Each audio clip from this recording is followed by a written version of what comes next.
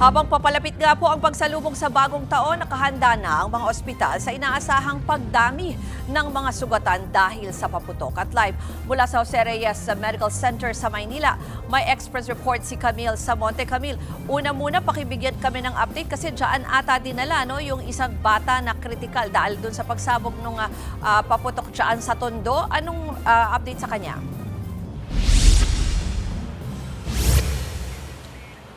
Ruth, may ilan na ngang isinugod na pasyente rito sa Jose R. Reyes Medical Center sa Tondo ilang araw bago ang bisperas ng bagong taon. Kabilang dyan yung 12 anyos na lalaki na nasa bugan ng paputok kaninang madaling araw. Kinailangan daw operahan ang bata sa balikat dahil sa pinsalang inabot sa lakas ng sumabog na paputok. Nagtamo rin siya ng multiple burns sa mukha, dibdib at mga binti. Natapos na siyang operahan kaninang umaga at nagpapagaling na ngayon. Sa huling update, gising na ang pasyente at nakakausap na. Mabuti na lang at walang pinutol na anumang parte ng kanyang katawan. Samantala, naka-code white status na ang Jose R. Reyes sa pagsalubong sa New Year. Naglaan na ng fireworks-related injury area ang ospital kung saan gagawin ang assessment at initial treatment sa pasyente.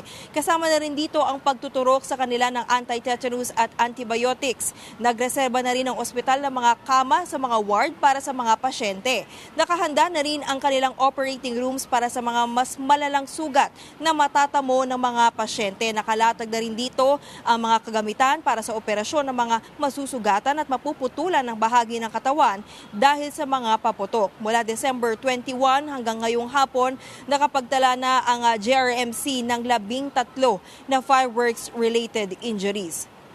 Ruth, ayon sa mga doktor, hindi lang fireworks-related injuries yung kanilang binabantayan ngayong holiday season. Marami rin daw ang dinadala sa emergency dahil sa stroke, sakit sa puso at road crash injuries. Kaya naman hinay-hinay daw muna sa pagkain at huwag ding magmaneho ng nakainom. Ruth? Yan po ang Express Report ni Camille Samonte. Mga kapatid, Ruth Cabalco, para sa mabilis na pasada ng mga balitang dapat niyong malaman, mag-follow at mag-subscribe sa social media pages ng News 5.